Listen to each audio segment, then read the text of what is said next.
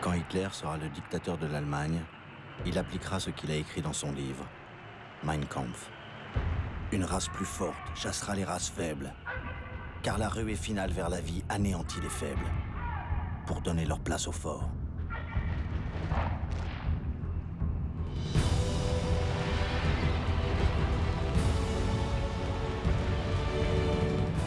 Comment Hitler a-t-il réussi à prendre le pouvoir et devenir le chef, le Führer ?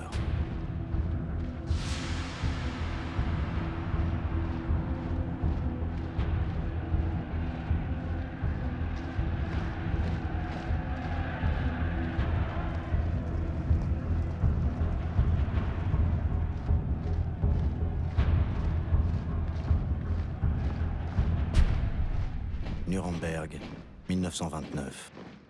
Au congrès du parti nazi commence véritablement ce que le dramaturge allemand Bertolt Brecht appelle la résistible ascension d'Adolf Hitler.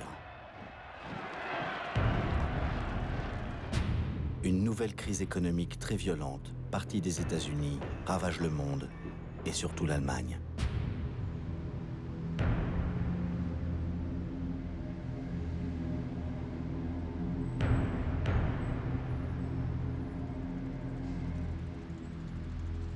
Les usines ferment les unes après les autres et le nombre des chômeurs atteindra le chiffre effrayant de 6 millions.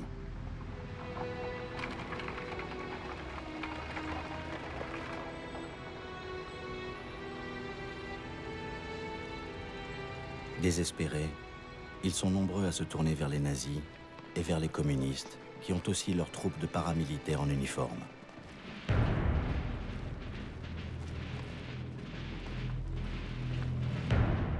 Communistes et nazis vont se heurter violemment dans toutes les élections qui suivent.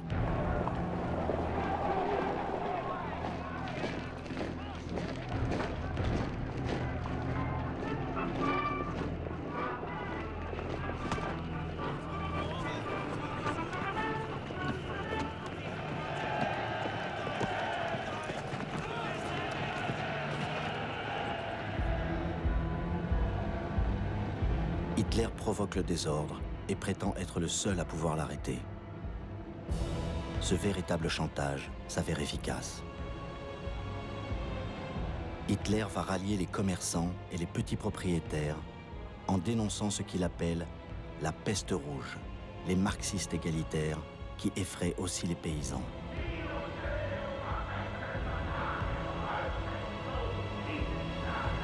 Le résultat est incroyable. 100 députés nazis font leur entrée au Parlement allemand, le Reichstag. Hitler est à la tête de la deuxième formation politique du pays, derrière les socialistes. Pourtant, cela n'inquiète pas vraiment les classes dirigeantes qui méprisent Hitler. Stefan Zweig écrit « Pour eux, le pouvoir a toujours été réservé aux barons, aux princes et à ceux qui ont une culture universitaire. Rien n'a autant aveuglé les intellectuels allemands que l'orgueil de leur culture. »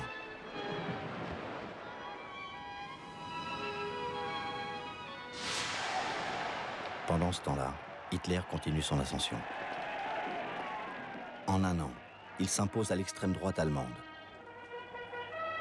Les fédérations d'anciens combattants, comme les Casques d'Acier, qui ont 500 000 adhérents, devront se soumettre.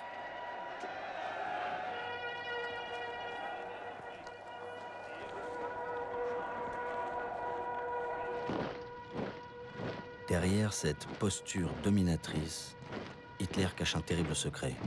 Il sort à peine d'un scandale dont il a bien failli ne pas se remettre. Des rumeurs circulent dans la presse. Il vient de vivre un drame personnel.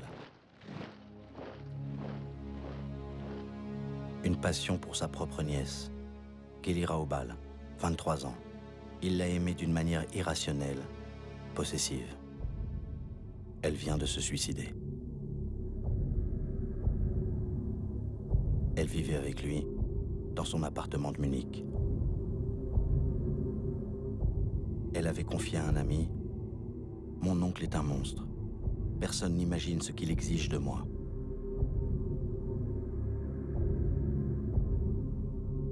Elle avait voulu le quitter. Elle était morte. Une campagne de presse se déchaîne contre lui, l'accusant de déviation sexuelle et même d'avoir fait tuer Geli. Hitler, très déprimé, menace à son tour de se suicider. Son entourage s'inquiète et décide de réagir. Son photographe, Heinrich Hoffmann, lui avait présenté l'une de ses secrétaires. Elle ressemble à Geli, elle s'appelle Eva Braun, elle a 19 ans, elle est déjà assez délurée, elle fera l'affaire. Elle est séduite par la popularité du chef du parti nazi. Hitler va en faire sa nouvelle maîtresse de l'ombre.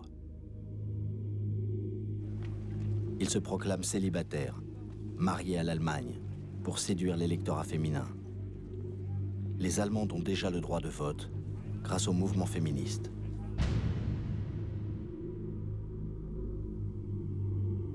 Eva Braun est avant tout une sportive. Elle rêve de devenir actrice et de se montrer dans des films de Tarzan, à Hollywood.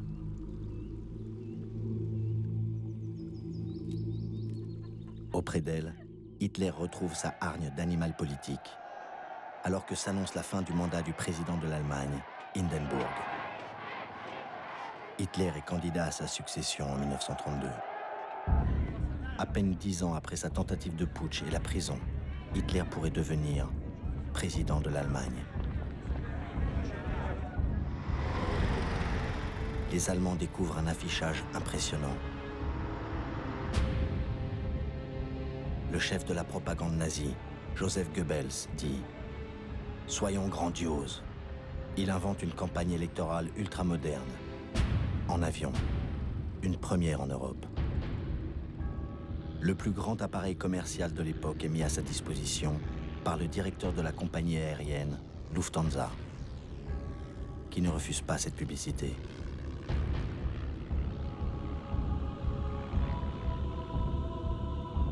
Hitler, affublé d'un casque de cuir, s'embarque pour un périple de près de 100 villes d'Allemagne où il pourra mesurer sa popularité. Son pilote, Hans Bauer, témoigne.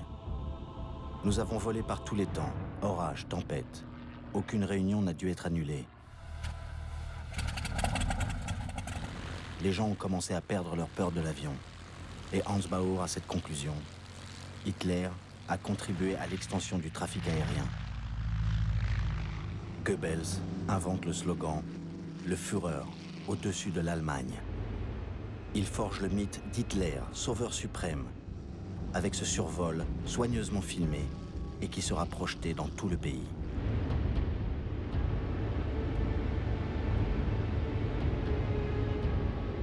Mais Goebbels n'est pas si détendu.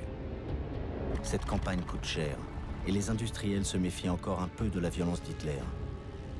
Les nazis doivent faire payer l'équivalent d'1 € à chacun de ceux qui viennent écouter Hitler. Cela ne les rebute pas, au contraire. Un spectateur, von Spahn, raconte cette expérience. Soudain, j'ai senti les yeux d'Hitler sur moi et j'en ai été frappé pour toute ma vie.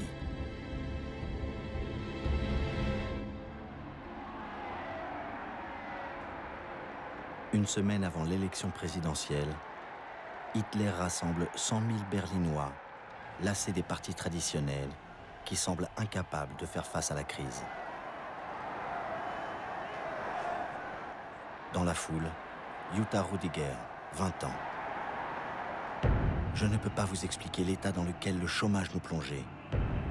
On pensait vraiment que seul Hitler pouvait nous sortir de cette misère.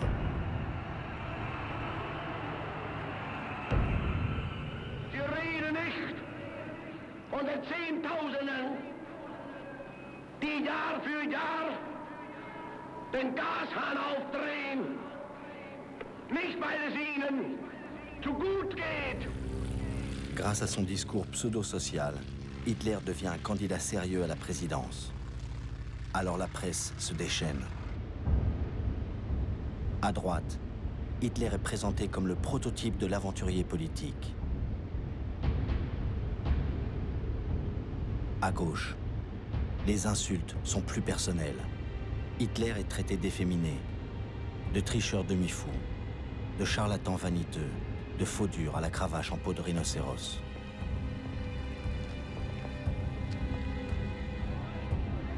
Le président sortant, le maréchal Hindenburg, réactionnaire et monarchiste, reçoit pourtant le soutien de la gauche. Ce qui montre que le danger hitlérien grandit, comme le martèle l'un de ses principaux opposants, le socialiste Otto Wels. Entscheidet euch schnell! Es ist keine Minute Zeit mehr zu verlieren. Nur einen Gedanken, ein Ziel kann es noch geben. Der Faschismus muss geschlagen werden bis zur Vernichtung. Arbeit und durch für die Freiheit, die Republik und die deutsche Schaffensarbeit. 10 avril 1932. Le verdict tombe. Hitler ne sera pas président. 13 millions d'Allemands ont voté pour lui. Un tiers de l'électorat. C'est énorme, mais insuffisant.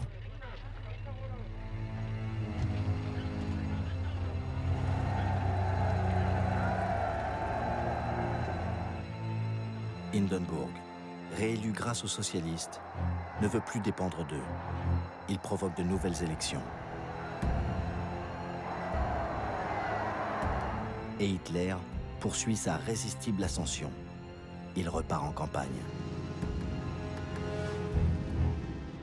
Comme il prononce 5 discours par jour, son entourage est sonné.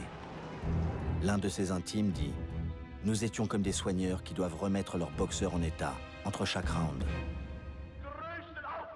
Lui est dopé par la tribune et par la virulence. Die Gegner werfen uns Nationalsozialisten vor und mir insbesondere, dass wir intolerante, unverträgliche Menschen seien. Wir wollten, sagen sie, mit anderen Parteien nicht arbeiten. Die Herren haben ganz recht. Wir sind intolerant. Ich habe mir ein Ziel gestellt, nämlich die 30 Parteien aus Deutschland hinauszufegen.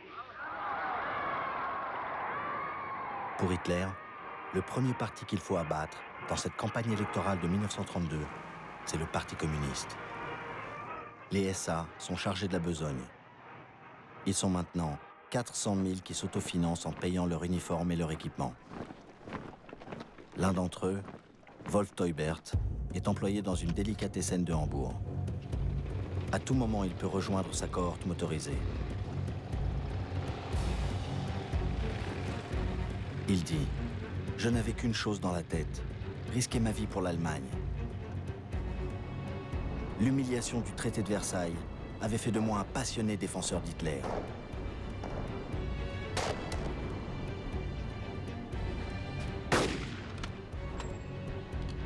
Il y avait la camaraderie, la solidarité et la fierté d'avoir un uniforme. Nous qui avions honte d'avoir été trop jeunes pour combattre pendant la Grande Guerre, nous profitions de l'expérience des anciens.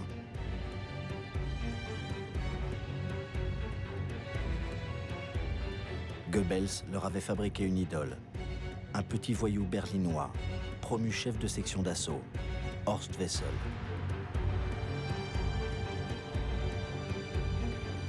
Tué par les communistes un an auparavant, il était devenu le martyr du nazisme.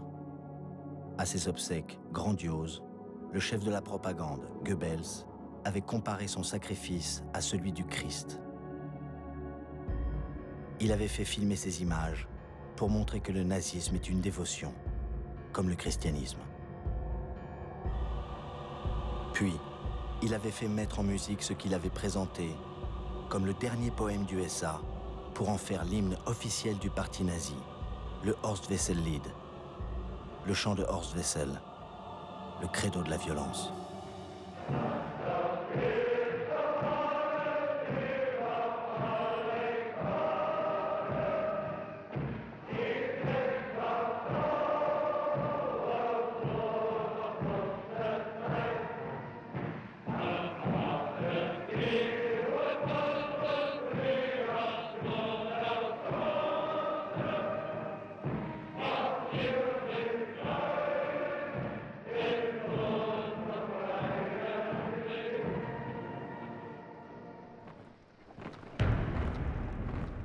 Le Front Rouge.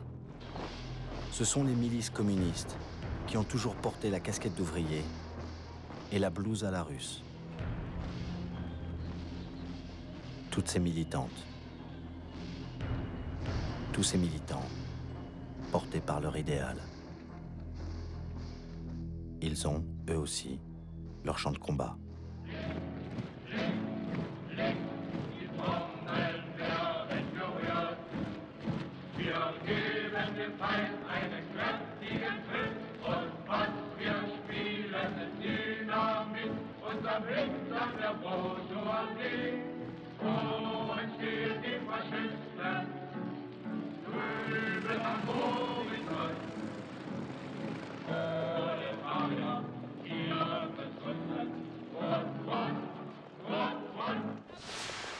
Juillet 1932, l'été sanglant de la campagne électorale. Les SA, avec la complicité de la police, affrontent les communistes dans de véritables batailles de rue. Les communistes auront 100 morts et 1000 blessés.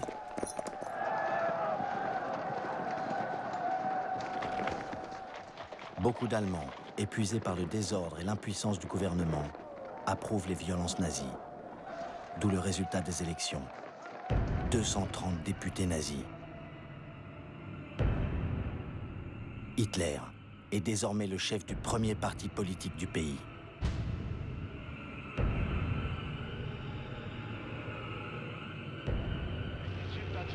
Pour la première fois, le pouvoir est à sa portée. Très vite, l'euphorie fait place à la déception. Le président Hindenburg refuse de le nommer chancelier, chef du gouvernement. Hindenburg dit à Hitler « Devant Dieu, ma conscience et la patrie, je ne peux donner le pouvoir à un parti aussi intolérant que le vôtre. »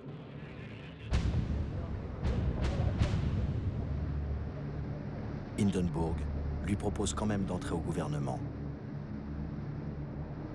Mais Hitler ne se juge pas comme un homme politique ordinaire qui cherche un poste ministériel. Il veut tout le pouvoir pour fonder un État totalitaire. En quelques semaines, Goebbels, à la tête de l'énorme groupe parlementaire nazi, réussit à paralyser le jeu démocratique. Aucune majorité ne peut se former.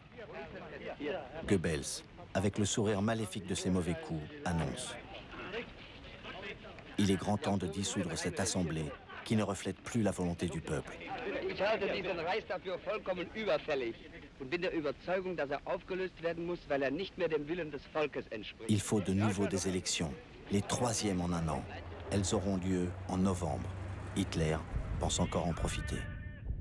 Die Energie und die Zähigkeit gehabt von den damaligen 1000 Mann vor 10 Jahren bis heute 14 Millionen zu machen. Und ich werde aus den 14 Millionen die 20 und die 30 Millionen machen.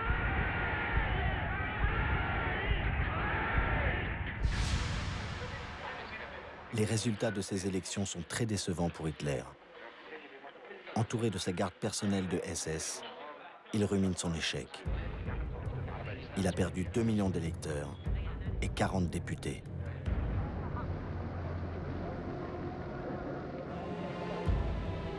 Goebbels dit « Nous avons pris une claque.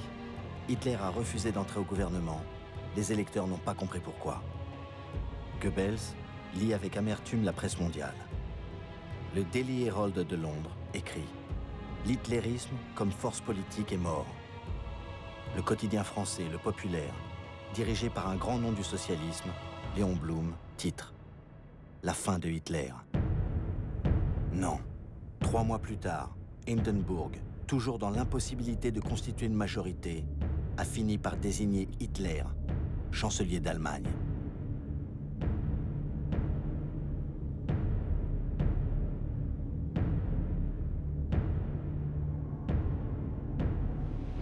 Un étudiant berlinois, Sebastian Hafner, écrit « J'apprends la nouvelle, je suis glacé de terreur.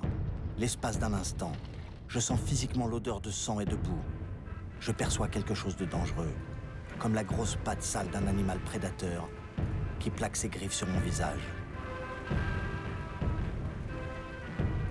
Pour en arriver là, le loup s'est fait agneau. Hitler a rassuré Hindenburg en ne demandant que 2 postes ministériels pour les nazis. Celui de l'intérieur pour un policier de Munich, Wilhelm Frick, et Hermann Göring pour lui aussi contrôler la police. 2 postes clés.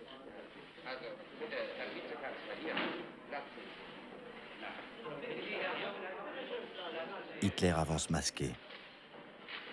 Il veut montrer que les membres du gouvernement les plus importants sont un conservateur, Franz von Papen, qui a déjà été chancelier, et l'homme fort de la droite la plus extrême, Alfred Hugenberg, ministre de l'économie et de l'agriculture, au tempérament autoritaire et agressif. Hitler appelle son gouvernement « cabinet de concentration nationale » pour donner l'impression qu'il ne s'agit pas d'un gouvernement nazi, mais d'une coalition nationaliste. L'ensemble, très réactionnaire, pense pouvoir dominer Hitler.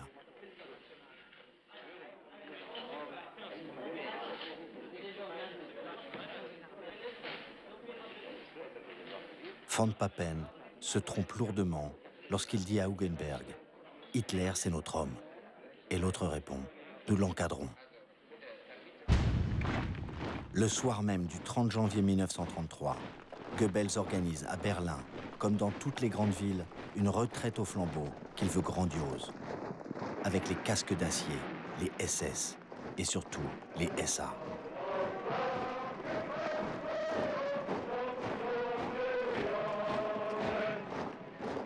Goebbels proclame qu'ils sont 1 million à défiler, mais l'attaché militaire britannique les estime à moins de 15 000, que Goebbels fait tourner en rond pendant 4 heures. Il passe sous les fenêtres du président Hindenburg, 85 ans, qui se croit transporté à Verdun en 1916 et dit à son aide de camp « Nos hommes défilent bien, ils ont fait beaucoup de prisonniers. » Hitler, à la chancellerie, reçoit des hommages délirants. Une institutrice de Berlin, Louise Zollmitz, dit « C'était une ivresse sans vin ». Elle ajoute « J'entendais des cris de « Mort aux Juifs ». Le sang des Juifs jaillira sous le couteau. » Goebbels conclut « C'est exactement comme un conte de fées ». Au Palais des Sports de Berlin, Hitler va prononcer son premier discours de chancelier. Quel est le plan d'Hitler? Le pouvoir absolu, mais par étapes. Au Parlement siègent encore 200 députés communistes et socialistes. La première décision d'Hitler est donc de dissoudre l'Assemblée et d'organiser de nouvelles élections. Son discours, radiodiffusé, se veut un appel à tous les électeurs, même de gauche, à voter pour lui. Und jene felsenfeste Überzeugung, dass eben doch dann einmal die Stunde kommt, in der die Millionen, die uns heute verfluchen, hinter uns stehen und mit uns begrüßen werden dann das gemeinsam geschaffene, wiedererkämpfte, bitter erworbene neue deutsche Reich der Größe und der Ehre und der Kraft und der Herrlichkeit.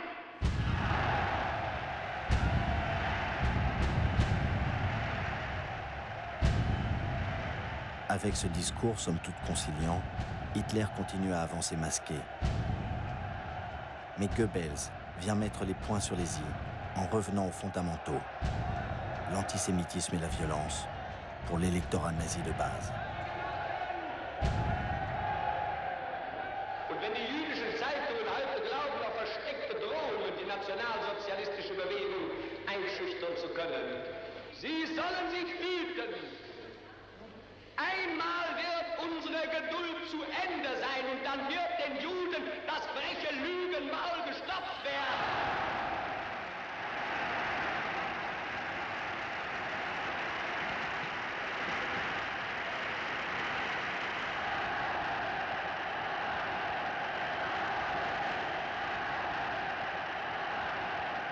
Im Übrigen können unsere Parteigenossen und SA-Männer auch darüber beruhigt sein, dass eher als wir alle denken, die Stunde des Endes des Roten Terrors gekommen sein wird.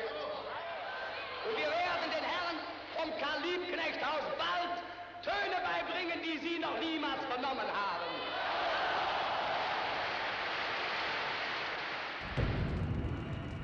Deux semaines plus tard, à Berlin, le grand bâtiment du Reichstag, le Parlement, brûle dans la nuit. De ce symbole puissant de la démocratie allemande, il ne reste plus rien.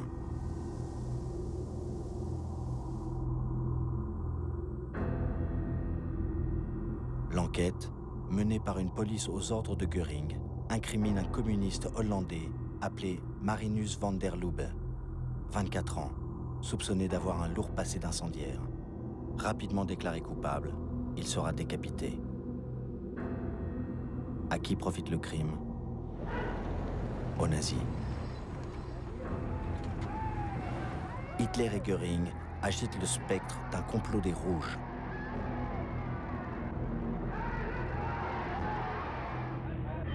Göring fait arrêter 4000 communistes et leurs chefs.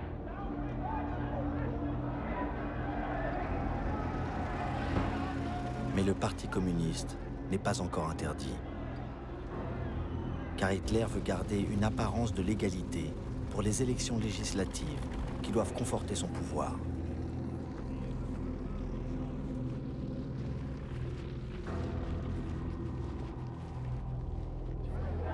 Les Allemands, tellement saturés de campagnes électorales et de désordre, voient de nouveau dans tout le pays les SA se déployer, comme disent les nazis, pour protéger la population des attentats communistes.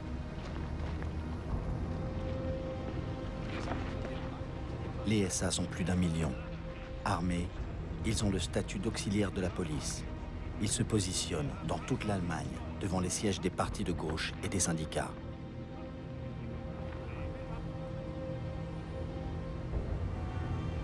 Ils vont, encore une fois, semer leur violence, pendant qu'Hitler, lui, montre ostensiblement qu'il joue le jeu électoral pour continuer à rassurer le président Hindenburg, de plus en plus fatigué.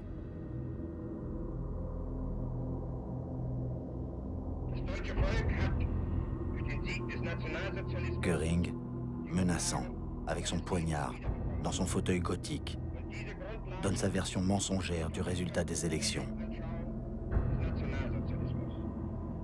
Der 5. März bedeutet für einen Mann und eine Bewegung einen gewaltigen Sieg. Der Sieger des 5. heißt Adolf Hitler und die Bewegung ist der Nationalsozialismus. Beides aber ist gleichzusetzen mit dem deutschen Volke und dem Deutschen Reich. En fait, Hitler et sa coalition atteignent à peine la majorité. Malgré toute sa propagande et l'intimidation des SA, Hitler n'a pas pu empêcher les communistes d'obtenir 12% des voix.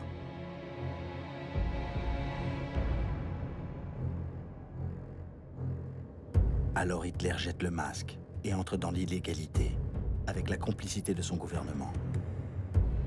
Il supprime l'élection des députés communistes, les fait arrêter et envoyer dans les camps de concentration d'Oranienburg, près de Berlin, et de Dachau, près de Munich, qui viennent juste d'être installés par les nazis. Ce sont les premiers des 16 camps ouverts pendant la seule année 1933. Le nombre des détenus politiques passe à 100 000 dans les premiers mois du régime. L'étudiant communiste Klaus Bastian raconte: les gardes fouettaient les détenus, les poussaient dans l'eau glaciale. Il fallait toujours craindre pour sa vie, de jour et de nuit. Les nazis montrent, au contraire, que ces parlementaires, ces hauts fonctionnaires, ces syndicalistes sont rééduqués.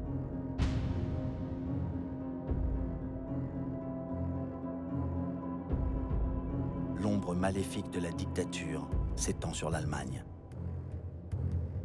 Comme le Reichstag a brûlé, Hitler réunit le nouveau Parlement à l'Opéra Royal, encerclé par les SA, pour demander les pleins pouvoirs. Il n'y a plus de communistes. La plupart sont dans les camps. Les 94 socialistes qui sont encore présents auront le courage de voter contre Hitler. Ils seront, eux aussi, arrêtés, emprisonnés ou contraints à l'exil. 441 députés, de l'extrême droite au centre catholique, écoutent un long discours roublard d'Hitler destiné à donner le change. Il promet tout, comme toujours. La fin du chômage, le salut de la paysannerie, le respect des droits et surtout, la paix.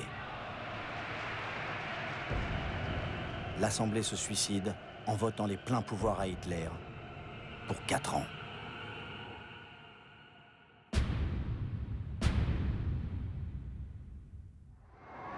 Le président Hindenburg ne pourra plus discuter les décisions du chancelier. Sous les vivats, la démocratie meurt en Allemagne.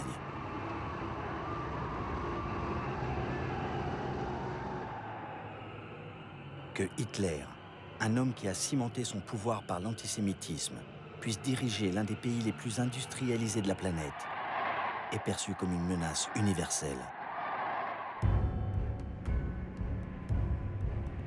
Dans le monde entier, les manifestations contre Hitler, comme ici à New York, protestent contre sa barbarie, son obscurantisme, ou proclament « le judaïsme survivra à l'hitlérisme ». Tous appellent à un boycott mondial des produits allemands. Pour les dissuader, Hitler ordonne, à titre d'avertissement, une journée de boycott des magasins juifs en Allemagne.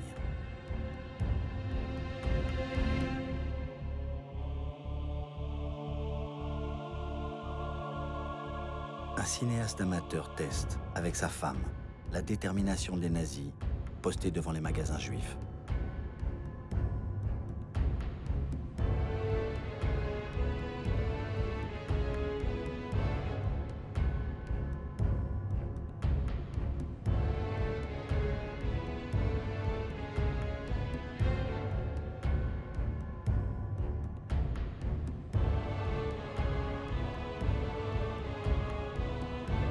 Les Juifs allemands découvrent avec horreur les pancartes des SA. Pas un centime pour le capitalisme juif. Acheté allemand. Les Juifs font notre malheur. C'est le début de la persécution.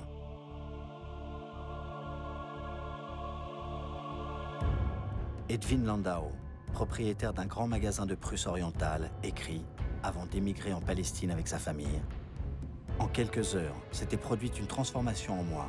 Ce pays et ce peuple que j'avais aimé et estimé jusque-là étaient devenus soudainement mes ennemis. Je n'étais plus allemand, ou je ne devais plus l'être. J'avais honte d'avoir un jour appartenu à ce peuple.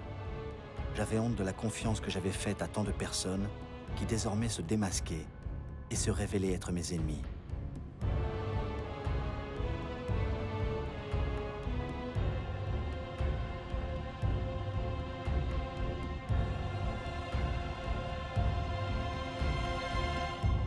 L'antisémitisme a contaminé les universités. Le nazisme a perverti les esprits contre la culture moderne, imposé une idéologie sectaire et intolérante qui va amener les étudiants à brûler eux-mêmes des livres. Aidés par les écoliers et encadrés par les SA, ils rassemblent, dans toute l'Allemagne, les ouvrages des bibliothèques, des librairies, des éditeurs qui correspondent à ce qu'Hitler appelle l'esprit non allemand. Sur la liste noire nazie, Karl Marx, Sigmund Freud, Stefan Zweig, plus de 300 auteurs, surtout juifs ou communistes. 12 000 titres sont condamnés. Des centaines de milliers de livres doivent être brûlés. Et les SA préparent les bûchers.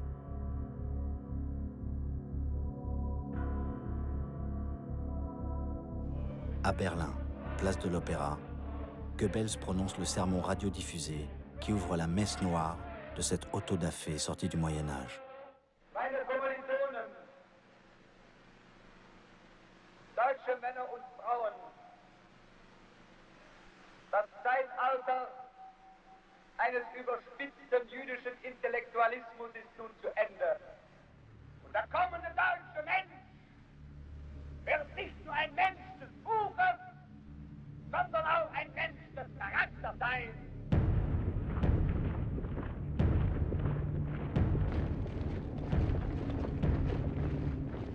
Une jeune berlinoise, Dorothea Gunther, assiste à l'autodafé et au rituel nazi. Elle témoigne. Les SA et les étudiants criaient le titre du livre, le nom de l'auteur. Ils hurlaient qu'il était juif, ou bien pacifiste, ou féministe, ou tout simplement moderne, en prononçant la sentence « Nous te livrons au feu » et en jetant le livre aux flammes. Je restais sans voix et profondément outré, car nous avions lu et discuté nombre de ces ouvrages qui finissaient en flammes.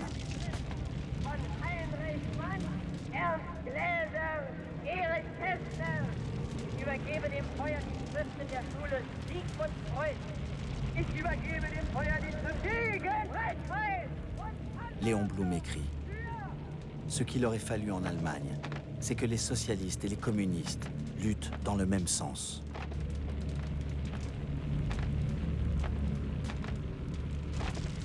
Mais les socialistes ne le voulaient pas. Et pour les communistes, Moscou avait donné ses ordres. Pas d'alliance avec les socialistes, qualifiés de sociaux-traîtres. Les consignes suicidaires de Staline ont bien aidé Hitler.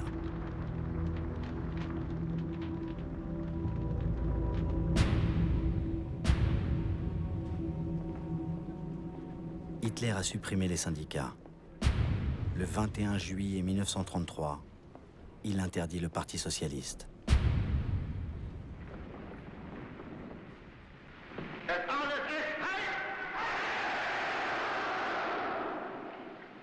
Die große Zeit ist jetzt angebrochen.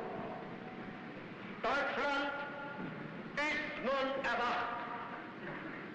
Die Macht haben wir nun in Deutschland gewonnen. Nun gilt es, das deutsche Volk zu gewinnen. Le peuple allemand, lui, peut partir en vacances. Le parti nazi est désormais le parti unique.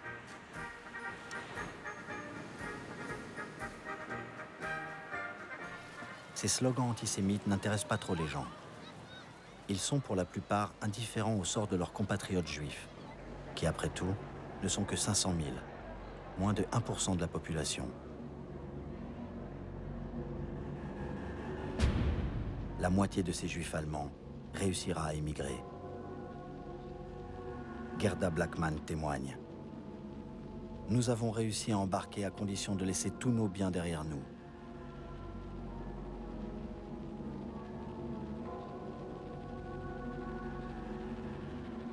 Les Juifs allemands, les plus démunis, resteront bloqués en Allemagne. Ils seront déportés dans les ghettos de l'Est, puis exterminés dans les camps.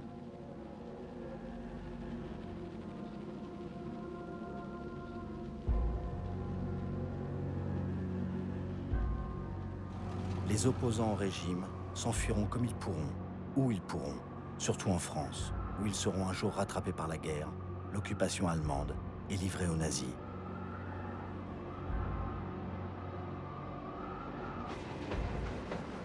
Beaucoup de ceux qui ne partiront pas à temps ou qui voudront rester pour continuer la lutte seront capturés et martyrisés dans les camps.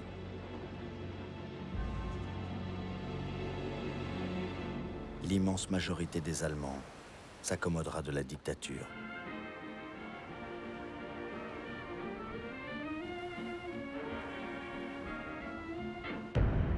Certains commenceront à monter, chaque matin, le drapeau à croix gammée, devenu l'emblème officiel de l'Allemagne.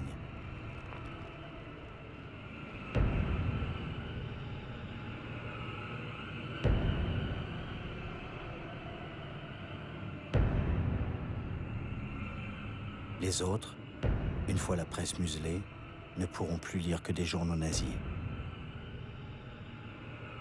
Leur fille apprendra, elle aussi, ce salut devenu obligatoire. Leur fils entrera à la Hitlerjugend, la jeunesse hitlérienne, qui développe si bien l'agressivité. À l'école, le maître lui enseignera le maniement des armes.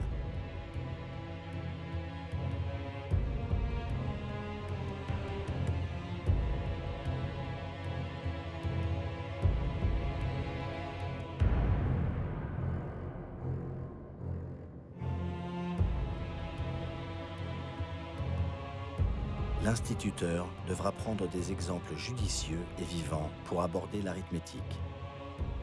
Quel est le prix de revient d'un élève? Un handicapé mental coûte 1800 marks par an à l'État. Un élève moyen, 320 marks. Et un brillant élève ne revient qu'à 125 marks. Conclusion, la société ne peut survivre que si ses citoyens sont génétiquement sains. L'aîné entrera à la BDM, la Bunddeutscher Mädel, la Ligue des jeunes filles allemandes. Elles forment de bonnes épouses qui auront beaucoup de petits soldats. Ils se feront tuer, à 10 ans, dans les derniers combats de Berlin. Mais tout cela, les Allemands ne le savent pas encore dans cet été de 1933.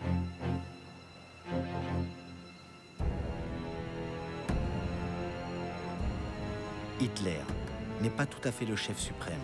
Il lui faut continuer à anesthésier son peuple avec sa propagande. Comme le film « La victoire de la foi » sur le premier congrès depuis la prise de pouvoir du parti nazi, désormais parti unique.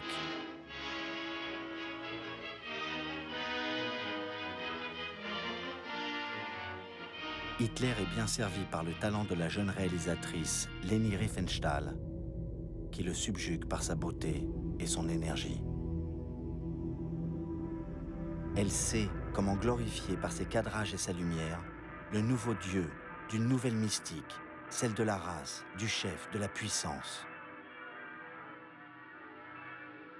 Et ses apôtres, comme le fidèle des fidèles, Rudolf Hess, l'un des rédacteurs des lois anti-juives, Joseph Goebbels, qui a fait de la propagande un grand ministère, Hermann Göring, qui va faire renaître l'aviation allemande, ou Ernst Röhm, le chef de cette horde de fanatiques, les SA.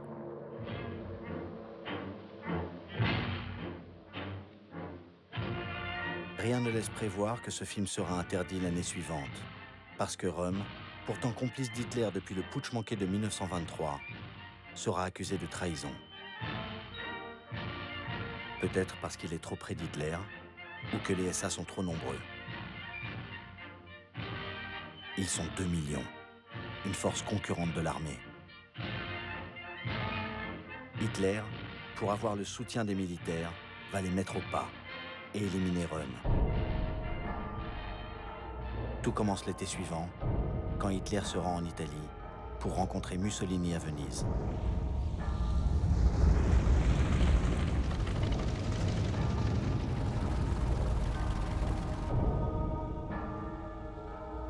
Hitler est impressionné par son grand aîné, son modèle. Il recherche l'accord de Mussolini à son projet d'annexion de l'Autriche. Mussolini refuse. Il ne veut pas d'une présence allemande à ses frontières. Il n'apprécie pas Hitler. Il dit « Ce type me fait l'effet d'un moine bavard. »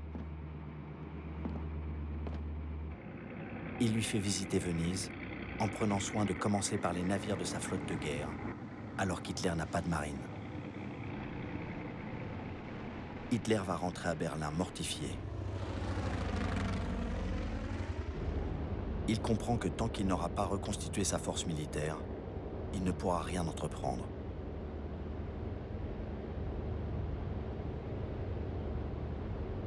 Hitler se rend aux manœuvres de la Reichswehr, la petite armée allemande, réduite par le traité de Versailles à 100 000 hommes, mais très entraînée.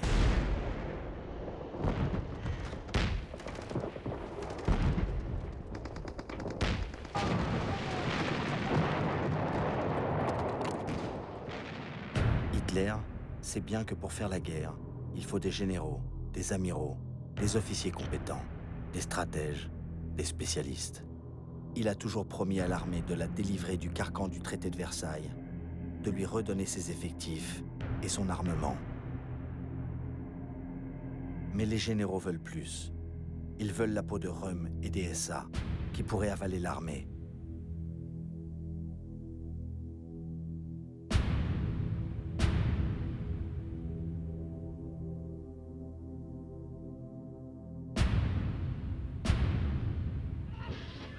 Röhm est aussi très critiqué pour sa folie des grandeurs.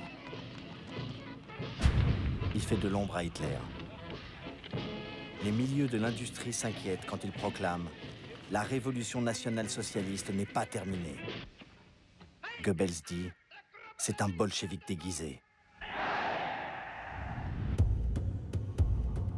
Ils sont complices depuis 15 ans. Mais Hitler a pris sa décision. Éliminer Röhm en prétextant qu'il prépare un coup d'État. Hitler désigne les bourreaux. Himmler, chef des SS. Heydrich, chef de la Gestapo. Sepp Dietrich, un ancien garçon boucher, devenu chef de la garde rapproché du Führer. Entre le 30 juin et le 2 juillet 1934, ce qu'Hitler va appeler la nuit des longs couteaux, les SS assassinent Röhm et 85 opposants possibles ou témoins gênants du passé du Führer.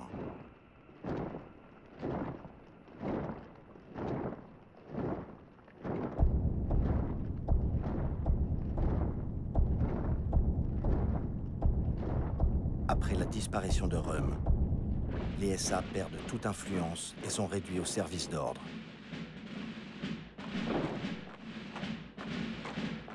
L'armée est satisfaite, comme les industriels, et Sepp Dietrich est promu général SS. Quand Leni Riefenstahl tourne son film suivant, Le triomphe de la volonté, sur le congrès du parti nazi de 1934, seuls les uniformes noirs des SS défilent derrière Himmler.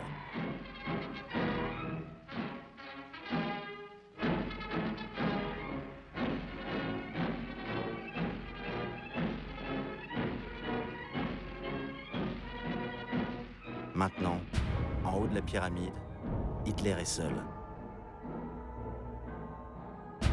Un mois après, la nuit des longs couteaux, le dernier président de la République, le maréchal Hindenburg, meurt à 87 ans. La démocratie est morte et enterrée depuis longtemps. La dictature continue sa marche implacable.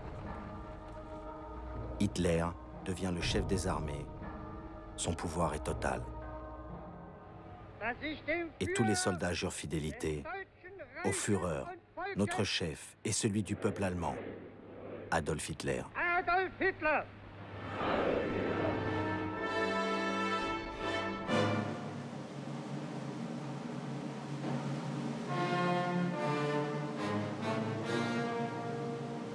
Hitler se rend au festival de Bayreuth. Écoutez Wagner, son musicien préféré.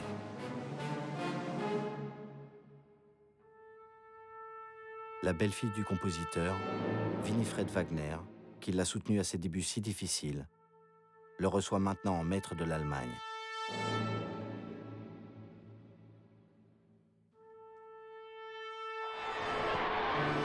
Hitler peut mesurer le chemin parcouru. Il a réalisé le rêve insensé de sa jeunesse. Devenir Rienzi, son héros wagnérien favori, qui se sacrifie pour sauver son peuple, en adoration devant lui.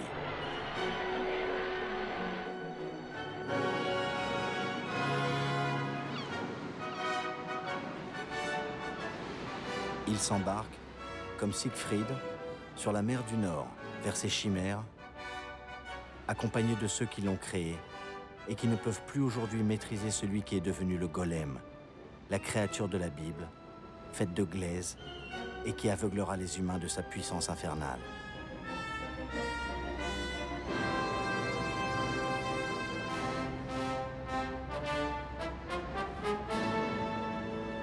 Hitler va d'abord s'approprier les réussites de la République de Weimar, comme les fameuses autoroutes, qui deviendront les vitrines du régime nazi.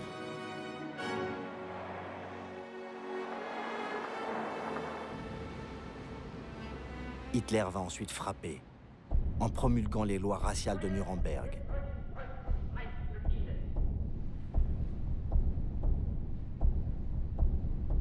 Il va brûler les synagogues dans le grand pogrom de la nuit de cristal, prélude à la solution finale.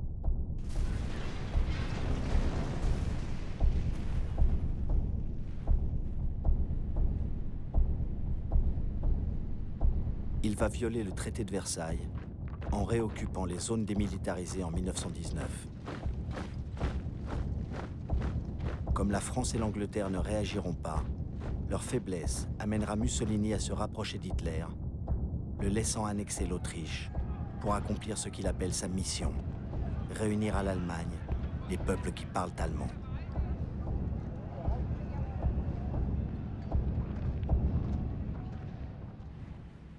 Il va intervenir dans la sanglante guerre d'Espagne en lançant ses bombardiers assassiner la population de Guernica et en assurant la victoire des fascistes de Franco sur la République espagnole.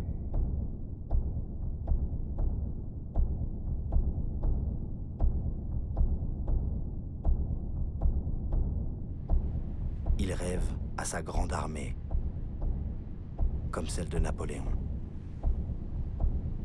Il l'entraînera vers Moscou.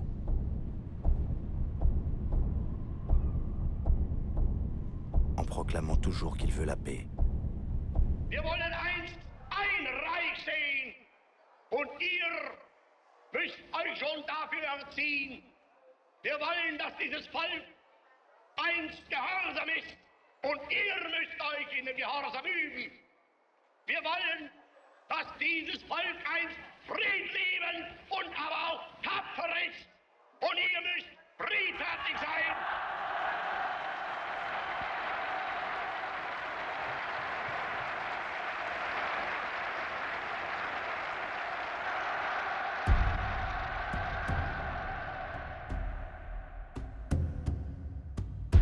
L'Allemagne, abreuvée de discours et de manifestations grandioses, va perdre le contact avec la réalité.